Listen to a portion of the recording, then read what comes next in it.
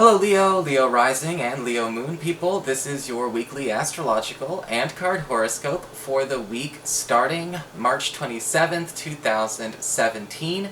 And a quick reminder for you Leo people out there, remember your monthly astrology for April is up. It's already up on a special playlist and it's on the main channel page. And of course, if you ever want to get a session with me, you can always follow the links below or go to integrativemysticism.com. This is what I get for talking with my hands. So, what is going on with your astrology this week? Well, this week we've got a lot of action in the beginning with a new moon in Aries in your 9th house of higher education, long-distance travel, your spiritual life, as well as government legal proceedings, and your multicultural exposure. And this new moon could indicate new travel opportunities coming to you quite quickly. Be careful though, with Venus retrograde here, it's coming a little bit fast, to be honest. It's, this might be something a bit spur of the moment, a bit quick. I would honestly say go ahead and make plans to travel, just don't go running off to the plane this week. Now, the nice thing about this new moon is that this can also be a great time for those of you that are looking to gain some kind of publicity for a business project, an art project, or anything where you need to spread your name around, Leo, because it will be coming out, it will be, hitting the airwaves and getting a lot of good reception. We've also got Mars in your 10th house of career forming a sextile to Neptune in Pisces in your 8th house of shared resources, passive income, and self-employment income.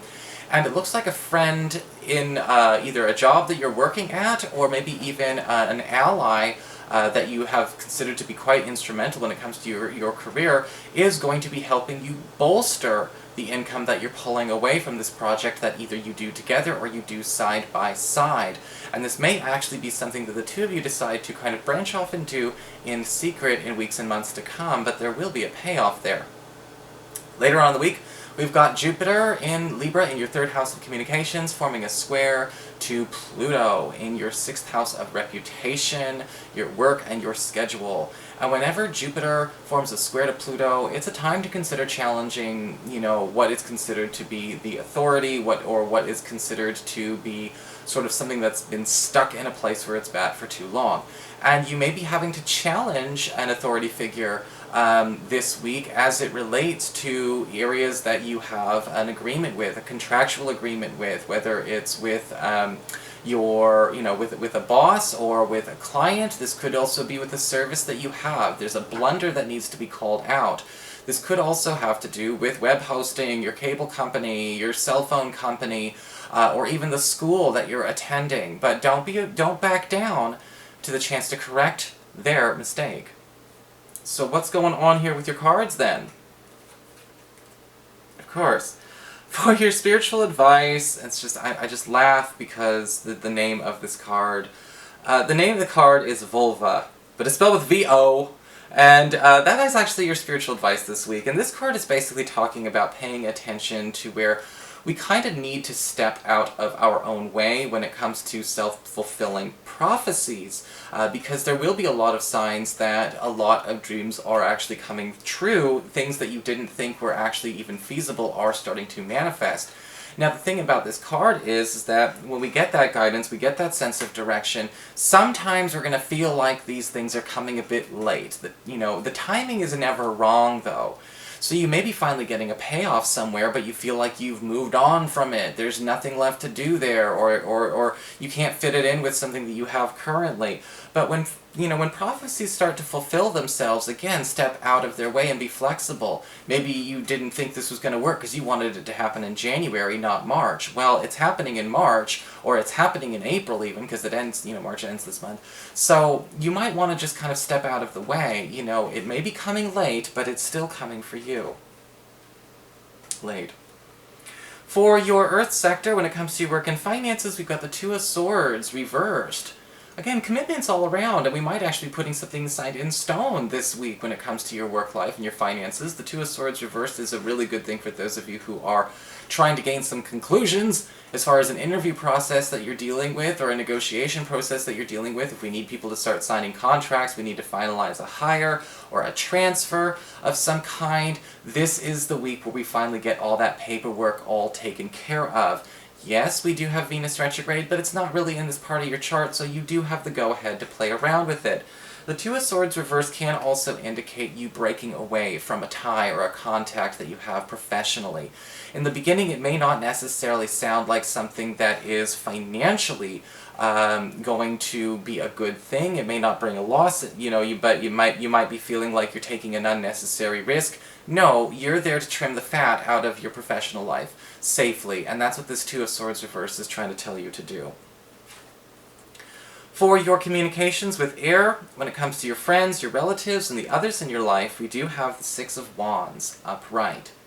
And there is a huge victory coming your way. And actually, you might be noticing that a lot of you Leo people are getting quite popular throughout this week. There could be a boost to maybe your friendship circle. You may be noticing you're in much higher demand.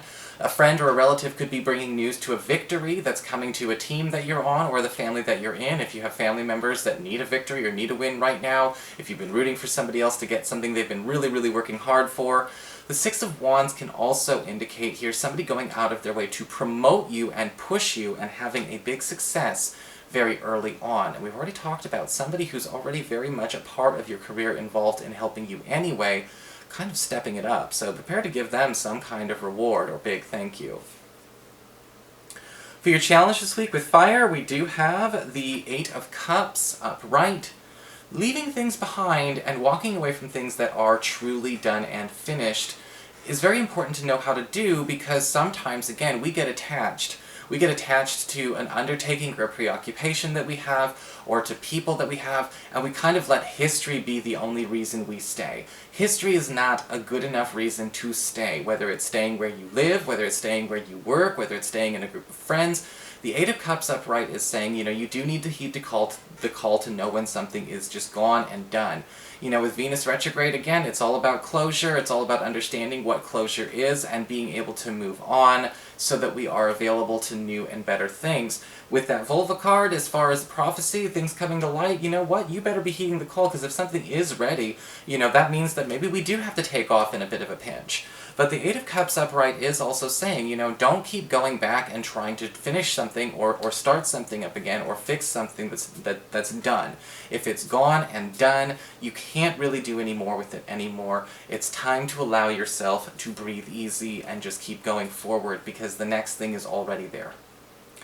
For your emotions with water and your romantic life, we do have the Five of Wands upright. Five of Wands can indicate that some of you single Leos out there may actually be finding that you are having plenty of people competing for your attention, and it may be hard to narrow it down to just one, and that's okay. If you're single, if we're not agreed to be in a monogamous situation yet, go ahead and play the field. But the Five of Wands is indicating some people might be getting more demanding of your time, so we might not be able to stay here for too much longer.